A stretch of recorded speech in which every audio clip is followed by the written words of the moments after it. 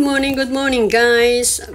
Ngayon para ay araw ng Biyernes at pupunta po tayo dito sa tabing dagat. Tayo po ay magsasagawa ng pagpipiknik, barbecuehan ika nga. At mayroon na may birthday, kaya bago po tayo pagpatuloy at mag-start ng mag-barbecue, ipapasyal ko muna kayo dito po sa tabing ilog, tabing dagat. Siyempre, meron ba namang, kita nyo naman ilog, hindi naman ilog yan, dagat. Ano po? Dito po tayo. Dito po ito ay sa Cafeteria Beach po. Malapit lang po ito. Ito po ay parte ng Chunmun. Malapit lang. Chunmunyo Territories. Ito po mga guys, maganda dito mag-unwind. Kung may panahon kayo, punta lang dito.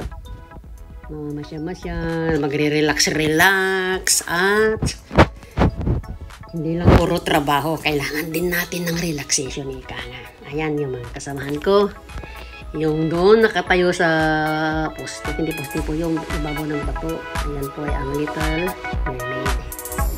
Mermaid o mermaid? Isa pa rin yun. Mermaid, ika nga. Mermaid. Pare-pares din yun. Ito po, maganda ng lugar.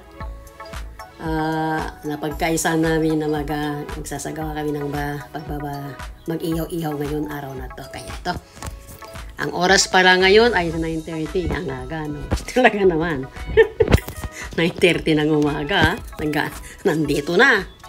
Kasi nga po, alam nyo naman, kapag ganitong holiday, ay kung tumpik-tumpik ka dyan, wala kang mapwistuhan. Mukhang barbecue ba?